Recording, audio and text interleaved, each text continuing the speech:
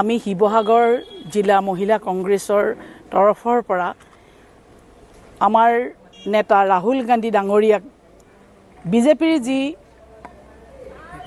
নেতাই তনবীৰ সিং মাৰোৱাৰে যি হত্যাৰ ভাবুকি দিছে তাৰ প্ৰতিবাদত আমি অসম কংগ্ৰেছ শিৱসাগৰ জিলা কংগ্ৰেছ আৰু অসমৰ গোটেই জিলাবিলাকে আমি মহিলা কংগ্ৰেছৰ তৰফৰ পৰা এটা এজাহাৰ আমি থানাত দিবলৈ আহিলোঁ।